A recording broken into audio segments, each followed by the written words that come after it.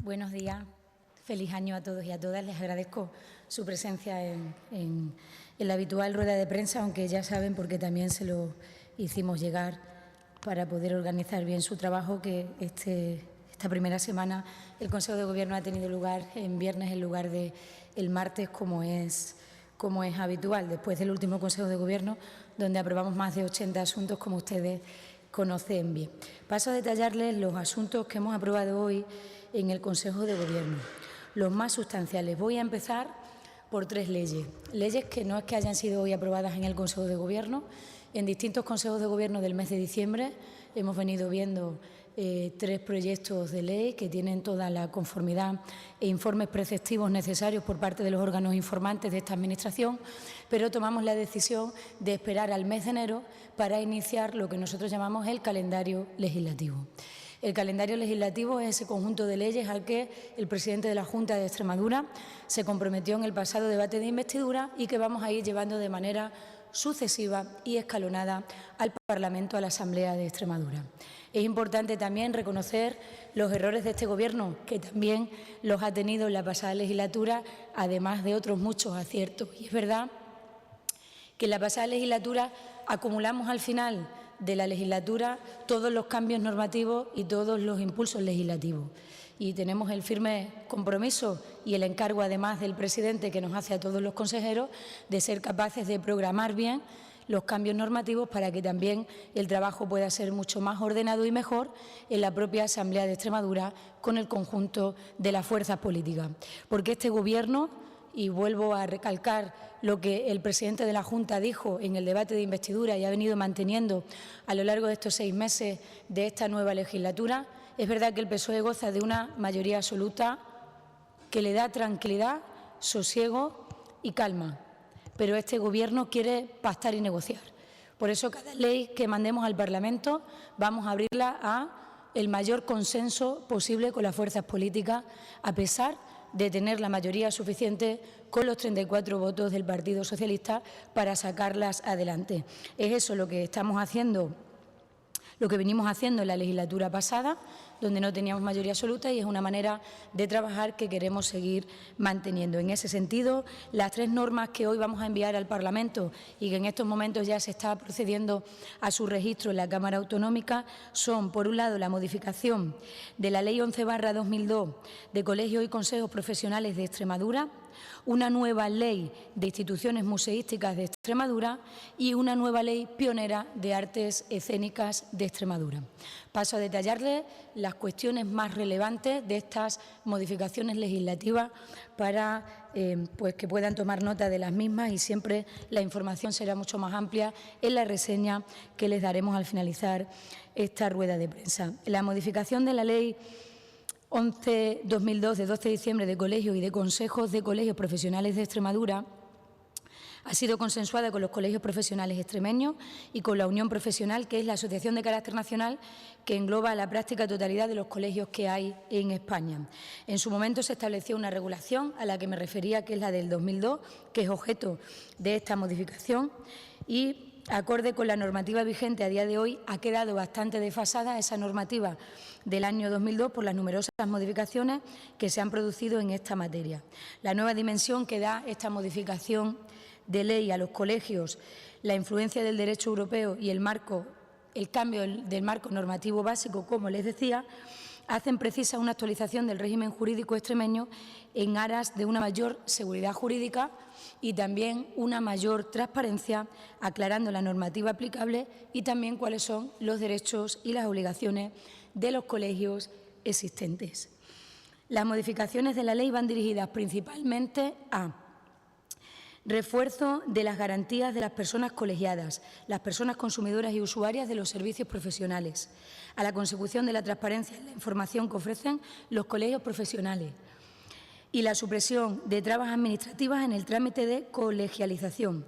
La ley aprovecha también para modificar aspectos mejorables como son la vinculación que tienen con la Administración, estableciendo una relación clara de los colegios con la consejería de la que les son competentes, entrada de las asociaciones como interlocutores válidos con la Administración a la hora de solicitar la creación de los colegios e introduce como fin la defensa de los intereses de consumidores y usuarios, mejorar y agrupar las funciones de los colegios y el contenido de los estatutos, así como regular la ventanilla única. Sé que son cuestiones muy burocráticas y muy administrativas, pero es importante para las personas a las que va dirigida y con las que se ha consensuado, como son los colegios profesionales extremeños, para cuando conozcan de esta información y de esta aprobación por parte del Consejo de Gobierno de la Junta de Extremadura. La segunda ley es el proyecto de ley de instituciones museísticas de nuestra región. El objetivo fundamental de esta nueva norma, que no había, es dotar a Extremadura de un marco normativo de las instituciones museísticas, ya sean de titularidad pública, privada o mixta, sin perjuicio de las competencias del Estado en los museos de su titularidad y que también hay en nuestra comunidad autónoma, como puede ser, por ejemplo, el Museo Nacional de Arte Romano en la ciudad de Mérida. Unificar y establecer criterios de gestión y funcionamiento, tanto en lo que respecta a los fondos que custodian como a la proyección y planificación de actividades culturales que también tienen entre sus fines desarrollar. Facilitar la coordinación y cooperación entre todas las tipologías de centros, contribuyendo a impulsar y dar calidad a la oferta museística, que va muy ligada a la oferta cultural y turística de nuestra región. Ya no podemos hablar solo de museos, tenemos que hablar de instituciones museísticas de Extremadura. Términos como centros de interpretación, museos de identidad o colecciones museográficas se han ido estableciendo en el territorio a lo largo y ancho de Extremadura, contribuyendo al enriquecimiento de los ciudadanos de esta tierra, de la comunidad en general y proporcionando un tejido sociocultural para el desarrollo y el disfrute del amplio patrimonio cultural que tiene, por fortuna, nuestra región.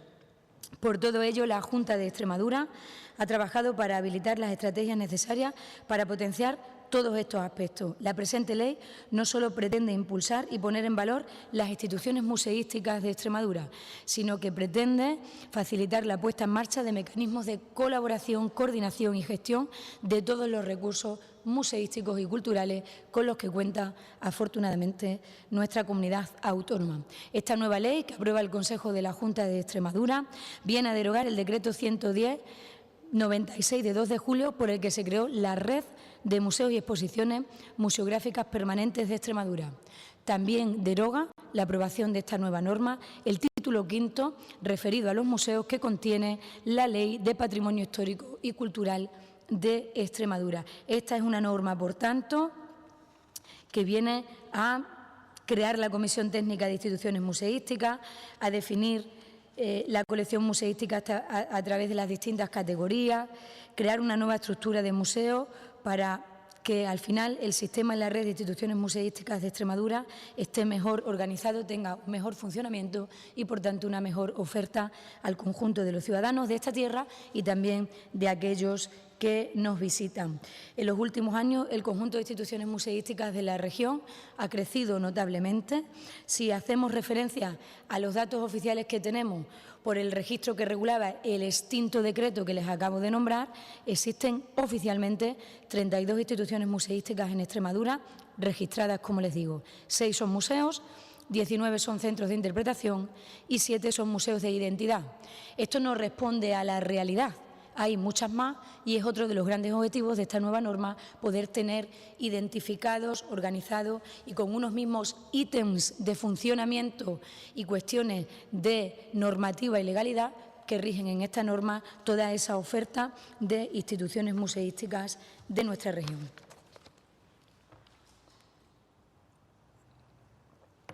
La tercera y última de las leyes que hoy vamos a mandar al Parlamento es la Ley de Artes Escénicas de Extremadura.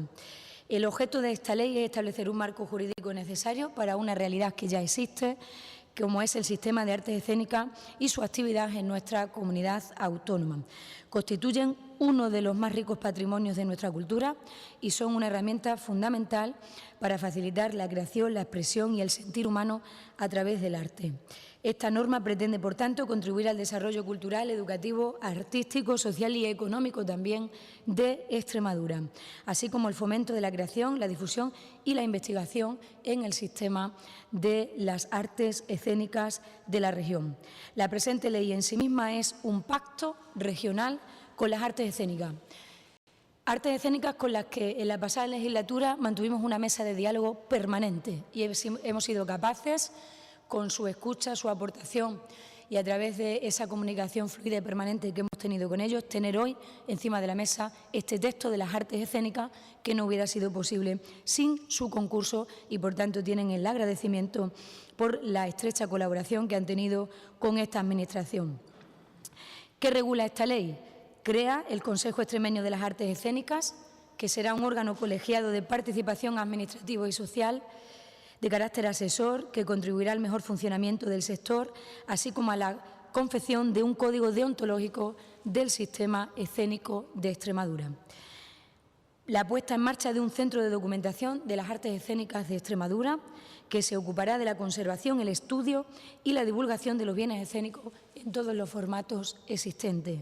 También creará una comisión interadministrativa de coordinación porque necesitamos coordinar todo lo que tenga que ver con las artes escénicas, no solo desde la Administración regional, sino muy importante con las entidades locales que también hacen un esfuerzo y dan un impulso por tener actividades de las distintas tipologías de las artes escénicas en sus municipios. Medidas de fomento de la producción, la distribución, la exhibición, la investigación y, en definitiva, la animación de las artes escénicas de Extremadura. Establece también esta norma mecanismos para la preservación, conservación y mejora de los bienes materiales e inmateriales que conforman el patrimonio escénico, así como el mantenimiento de espacios para el fomento de las artes escénicas, el teatro, la danza y el circo. En cuanto a los espacios e infraestructuras escénicas, esta ley obliga a diseñar una programación continuada para llenar de vida a estos lugares que están también a lo largo y ancho de nuestra región, como ocurría con las instituciones museísticas. Nuestra región cuenta con un rico legado teatral y con una creación escénica contemporánea basada en el trabajo y en el esfuerzo de compañías y también de talentos individuales que han contado y cuentan con la participación y el acompañamiento de esta Administración, la Junta de Extremadura, en la práctica totalidad de los procesos del sistema escénico a lo largo de todos estos años en nuestra región. Por tanto, esta norma viene a definir cuál es el lugar que deben ocupar las artes escénicas en la sociedad actual, como bien de interés público, y también contribuye a promover el progreso de la cultura en sus manifestaciones artísticas más aceptadas por la ciudadanía extremeña. Esta ley pretende paliar el vacío normativo existente en cuestiones relativas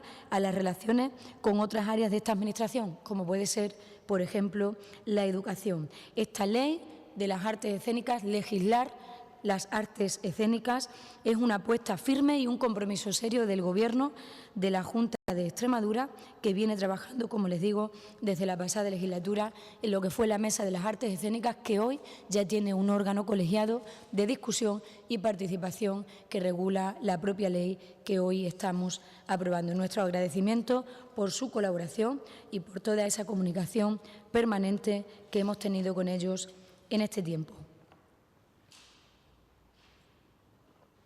Cerrado el capítulo de las leyes, que han sido 3, el Consejo de Gobierno ha autorizado hoy la contratación, una contratación importante, como es la del suministro de medicamentos huérfanos y para enfermedades raras de uso hospitalario con destino a las farmacias de los hospitales del Servicio Extremeño de Salud. Un presupuesto de más de 8.900.000 euros, casi 9 millones de euros, una partida financiada en su totalidad con fondos CEA de la comunidad autónoma. Y enlazo esto con las declaraciones de ayer del vicepresidente segundo y consejero de Sanidad, José María Vergeles, para volver a poner sobre la mesa la importancia de los recursos públicos de las administraciones públicas destinadas a la mejora y a la calidad del sistema sanitario en nuestro país y en nuestra comunidad autónoma, con decisiones como la que hoy toma la Junta de Extremadura. Con este contrato se pretende atender las necesidades de un colectivo con enfermedades difíciles de diagnosticar y tratar además de que cuenten y tratar que además cuentan con pocos tratamientos terapéuticos. Los medicamentos son uno de los principales recursos con los que ha de contar la gestión hospitalaria para el normal desarrollo de la gestión clínica. Como ustedes saben, desde hace años el Servicio Extremeño de Salud participa del Acuerdo Marco del Instituto Nacional de Gestión Sanitaria, INGESA, para la compra de medicamentos de uso hospitalario, como hace la mayoría de comunidades autónomas, donde también se incluyen algunos medicamentos huérfanos y para enfermedades raras, algunos. Es la primera vez que el Servicio Extremeño de Salud saca un lote específico para estos medicamentos. De ahí su importancia y la relevancia que queremos darle a esta decisión. Con esta adquisición, de la que podrán beneficiarse todos los usuarios y usuarias del Servicio Extremeño de Salud que padezcan enfermedades raras, se pretende también potenciar las unidades de enfermedades raras que se pusieron en marcha hace escasamente un año, con carácter multidisciplinar y centralizadas en el Servicio de Medicina Interna de los complejos hospitalarios universitarios de Cáceres y de Badajoz. El plazo de ejecución es de 12 meses a partir de su formalización y se podrá prorrogar durante 2 prórrogas anuales, es decir, 2 años más. 8.929.513,22 euros, medicamentos huérfanos que se denominan, que los que no somos del área sanitaria, yo por lo menos les reconozco que desconocía la terminología y el porqué, y tiene su razón de ser. Son medicamentos no desarrollados ampliamente por la industria farmacéutica por razones financieras, ya que están destinados a un reducido grupo de pacientes, que son aquellos que sufren las enfermedades raras. Y hoy aprobamos esta importante decisión porque es la primera vez que se saca un lote específico para estos medicamentos huérfanos y para enfermedades raras, con la intención también de potenciar esas unidades de enfermedades raras, que son las últimas unidades nuevas con las que cuenta el sistema de salud público en Extremadura, en los 2 hospitales universitarios. Todos los esfuerzos que hagamos para destinar recursos a la sanidad pública serán siempre pocos para mejorar un sistema que tiene ilimitada su demanda y que debe responder al conjunto de los ciudadanos. Y con esta cuestión termino los asuntos más relevantes de la rueda de prensa y respondo las preguntas que deseen realizar.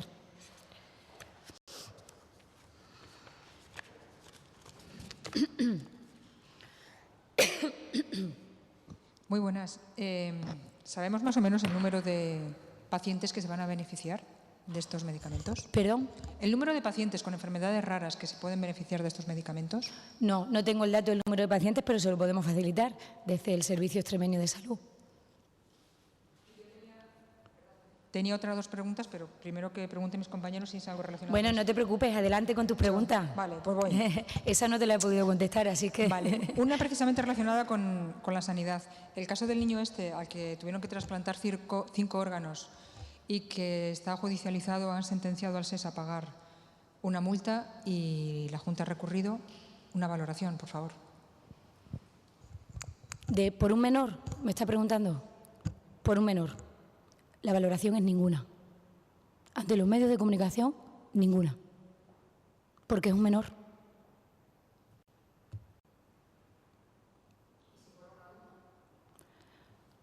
Pues sería distinta, porque es un menor. Entonces, el tratamiento informativo de los menores de edad, usted seguramente lo conozca mejor que yo. No voy a hablar en esta tribuna de la Junta de Extremadura de un menor. Han preguntado ya en otros momentos, creo recordar antes de las Navidades, por esta cuestión. Y respondió el consejero del ramo y vicepresidente segundo, José María Vergeles. Es un proceso que está judicializado, como otros muchos casos que se dan en la sanidad, con las miles de personas a las que se atiende desde el Servicio Extremeño de Salud. Por tanto, los tribunales están para defender a los pacientes y a los usuarios del SES y también para defender a los profesionales y facultativos de la sanidad pública. Y hasta ahí. O sea, valoración ninguna.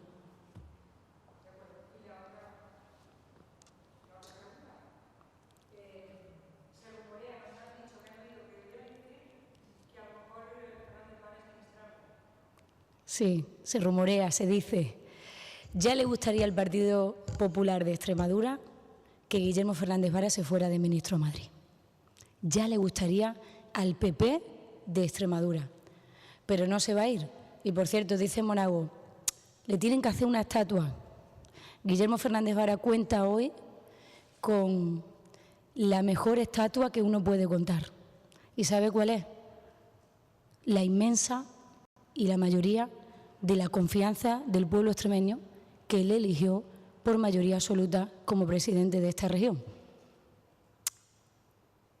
No es, desde esta tribuna pública no entiendo que haya una estatua mejor que esa, que valga más, que tener la confianza de tus ciudadanos, de tus vecinos, que una vez te dijeron no, usted pierde, que luego te hicieron ganar otra vez y que la segunda vez te vuelven a elegir por mayoría absoluta. Un caudal de confianza importante. Esa es la mejor estatua que uno puede tener cuando se sienta en el sillón del Gobierno representando al conjunto de los ciudadanos. Y Monago, a lo mejor esto pues no lo entiende. Probablemente no. ¿Qué tal? Buenas ¿Qué tardes. tal? Hola. Dos preguntas. La primera sobre si hay algún tipo de novedad acerca de las taquillas que se cerraron en las estaciones de tren aquí en Extremadura y en otras partes de España, y si sabemos algo al respecto. Y la segunda es, bueno, una valoración. Ya conocemos a través de Francisco Espárrago en concreto, que ayer nos contaba en la radio que en marzo van a comenzar las obras finalmente del macromatadero, como evidentemente Fernández Vara dijo el otro día que iban a empezar en breve. Me imagino que buena noticia, ¿no? Bueno, la primera de ellas, cuando las decisiones se toman, nos pueden gustar más, menos o nada, pero también es muy importante cómo se comunican esas decisiones. Entonces yo creo que este tema de las taquillas, y esta es la opinión de la Junta de Extremadura, se podía haber hecho muchísimo mejor respecto de los usuarios que llegan a comprar el billete del tren. Luego podemos valorar si la decisión nos gusta más, menos o regular, y evidentemente a la Junta de Extremadura no le ha gustado esa decisión. Por eso, en cuanto supimos de su puesta en marcha el mismo día que el conjunto de los ciudadanos, pues nos pusimos en contacto con los responsables ferroviarios para mostrarles nuestra preocupación y también nuestro malestar. Parece ser que en el día de hoy se están manteniendo conversaciones con las distintas comunidades autónomas porque se va a tomar una decisión de inmediato. Cuando sea así, esperemos que sea favorable a los ciudadanos y a los territorios que se supone que somos poca gente, ¿no? Entonces, como somos poca gente, pues oye, en cualquier caso, si la decisión que se tome es favorable a los usuarios de los servicios ferroviarios, pues tendrá evidentemente el aval y el aplauso de la Junta de Extremadura, como tuvo nuestra disconformidad y nuestro cabreo el día que supimos de que no se iban a comprar o no se podían comprar los billetes en las localidades que están afectadas por esto, que no es un tema que nos ocupe solo a nosotros, que está también en otras partes de España, pero nosotros estamos aquí para representar a los extremeños. En cuanto eso se produzca, pues desde la consejería competente les haremos llegar la información, como no podía ser de otra manera, Concha. Y la segunda que me preguntaba, no conocía, perdóneme, que ya se había dado la fecha de inicio de las obras, pero eso significa que las cosas van saliendo. Y cuando las cosas van saliendo, pues con toda la prudencia que el presidente siempre nos pide, porque hay muchas cosas todavía que tenemos que arreglar y mejorar en Extremadura, pero hombre, cuando las cosas van saliendo, pues a uno le sale la media sonrisa, ¿no?, de que es posible que en esta tierra salgan proyectos empresariales importantes que generen empleo y riqueza, que ese es el objetivo primero y último de nuestra acción, ¿no? Una buena noticia. Al hilo de la pregunta que lanzaba antes la compañera, quería saber si hay expectativas de que algún extremeño pueda formar parte de ese gobierno de Pedro Sánchez, aunque no sea el presidente. Hay que ver el fin de semana que nos queda con las expectativas y con los nombres y con la... Bueno, yo creo que hay muchos compañeros del Consejo de Gobierno que podían ser ministros perfectamente y ministras. ¿Cómo no? Claro que sí. Pero no... Yo les entiendo que tienen ustedes que preguntar, pero no hay nada nuevo sobre eso. Lo que sí está claro es que el presidente Fernández Vara no se va a ir, porque ha recibido un encargo muy importante, que es el del pueblo extremeño, para gobernar esta tierra. Así es que me temo que le he dado el fin de semana al PP, pero bueno, esto es así. Vamos a hablar del Gobierno central, pero no de nombres. El lunes, o sea, el domingo se van a presentar oficialmente los nombres, el lunes tomarán, entendemos, posesión de cada una de sus carteras. Desde la Junta de Extremadura, a partir del lunes, van a enviar cartas, requerimientos, no sé, algún tipo de contacto para alguno de los temas que tengan sobre la mesa y que más le urjan a la comunidad autónoma. Bueno, dejaremos que se reúna la primera sesión del Consejo de Ministros. Atendiendo a cómo se ha desarrollado el debate de investidura, no confiamos mucho en que a este nuevo Gobierno los grupos de la oposición le den 100 días, ¿no? Nosotros sí vamos a ser diligentes con este Gobierno, como lo hemos sido con todos, incluso aquellos que han sido un signo político distinto al nuestro. Lo que tenemos que hacer no es iniciar unos nuevos trabajos. Lo que tenemos que hacer es continuar con los trabajos que ya veníamos desarrollando con el Gobierno de España. Es decir, en apenas 15 meses que ha gobernado Pedro Sánchez, se ha invertido más dinero en las infraestructuras ferroviarias de esta región que en 7 años anteriores. Ya ha sido productivo el año que ha gobernado, para Extremadura digo. Entonces, lo que hay que hacer, ¿que hay muchos más ministros? Pues muchos más ministros. ¿Que hay ministros que son de otro partido porque vamos a gobernar en coalición? Pues iremos a presentarnos, a darle la mano y a estrecharle la mano a los nuevos ministros, sean del PSOE o de Podemos, para retomar los trabajos que ya veníamos desarrollando en una comunicación fluida y normal de la Junta de Extremadura con el Gobierno de España.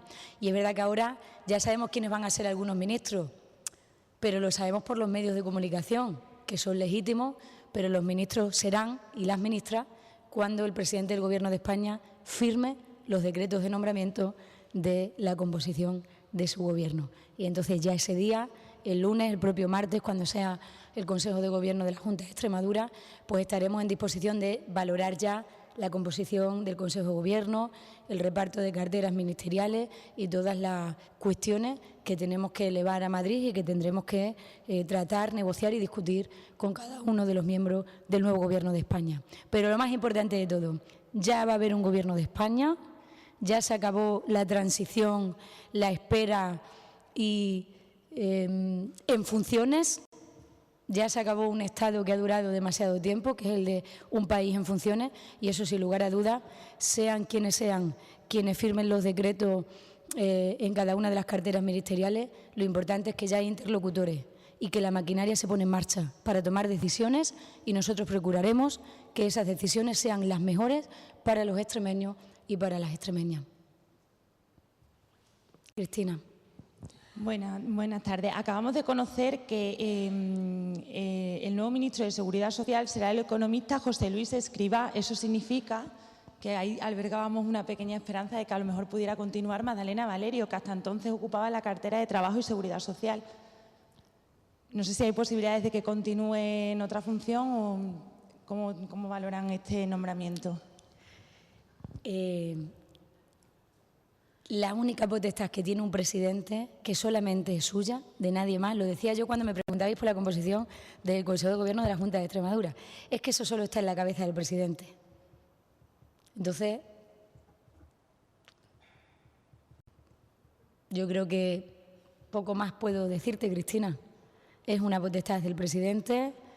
Esto de las filtraciones está bien, a los que nos gusta y amamos la política, estamos todo el día pendientes de la nueva composición, pero los ministros serán nombrados cuando el presidente firme los decretos de nombramiento del conjunto de la estructura del Gobierno. Es verdad que todo apunta que va a ser un Gobierno más amplio, que es un Gobierno de coalición, que habrá que hacer equilibrios, todas estas cosas, pero con lo que yo me quedo hoy y con lo que la Junta de Extremadura se queda es con el titular grande. Y el titular grande es que ya el lunes va a haber un Gobierno. Y eso era lo que nosotros queríamos, para hablar, para discutir, para decidir, para poner en marcha este país, para avanzar. Eso es lo más importante. Luego ya, bueno, pues unos nombramientos nos gustarán más, otros menos, como siempre.